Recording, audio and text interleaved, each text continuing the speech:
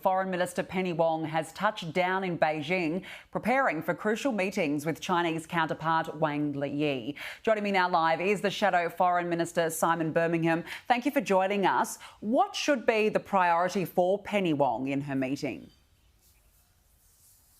Good morning, it's good to be with you. Well, it's crucial that Penny Wong seeks to advance and secures advancement in relation to the release of detained Australians Cheng Lei and Dr Yang Hengjun.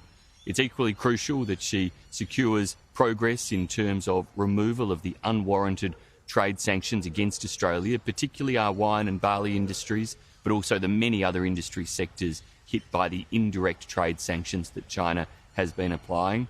And it's also important that she continues to raise and advance issues of regional security, cyber security and human rights in her discussions with China. So what, in your view, would be the trigger then for normal relations with China? What will give Australia an indication that Beijing is genuinely wanting to come to the table again? Well, firstly, we need to continue to recognise that we face challenging strategic circumstances and that those challenges have not gone away. The government has done the right thing by maintaining effectively all of the security policy settings put in place by the previous coalition government, the strengthening of our foreign interference laws, the strengthening of national security laws, the strengthening indeed of foreign investment and critical infrastructure laws. They were all key steps that we took.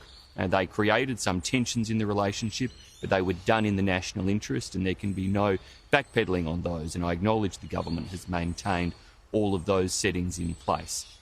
Critically, we have seen a slight change globally in tone from China. It seems that they've stepped back from the wolf warrior diplomacy, the very aggressive style they were deploying, not just against Australia, but against many nations. And so engagement from them is welcome. The fact that they have ceased the counterproductive ban that they put in place on ministerial dialogue is welcome. But really, to see a true stabilisation of the relationship would mean that we see the unwarranted, unfair trade sanctions lifted and unfairly detained Australians released.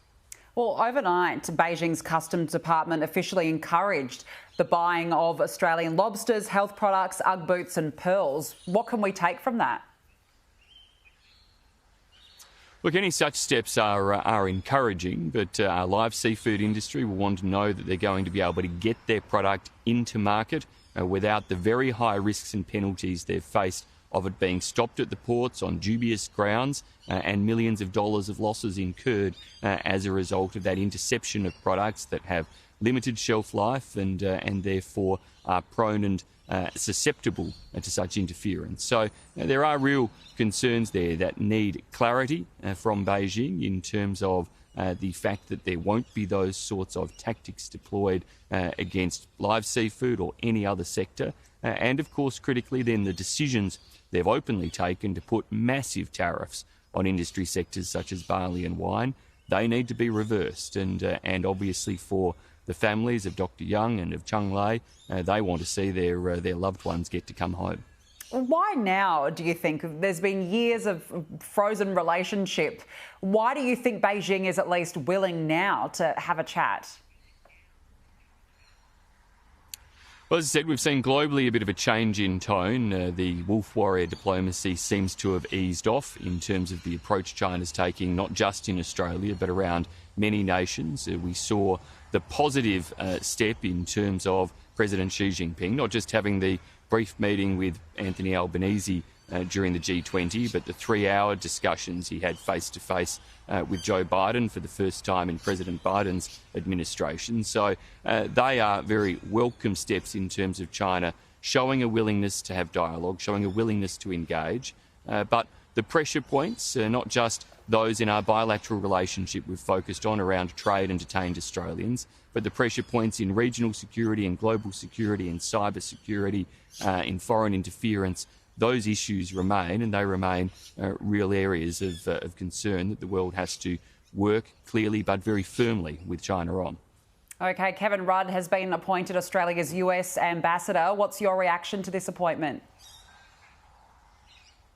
Well, this is Anthony Albanese's personal pick and appointment. So the US post is our most important amongst the diplomatic posts around the world. it's critical that the person occupying that post delivers in Australia's national interest, handles the sensitive issues that go through Washington with deft diplomacy and skill, with great care and with diligence. And Anthony Albanese is putting his faith in Kevin Rudd to do that.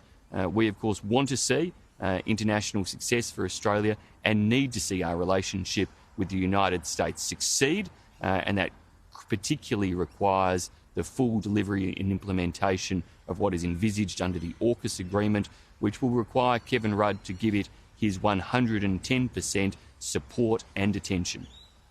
Simon Birmingham, we'll leave it there. Thank you for joining us. Thank you, my pleasure.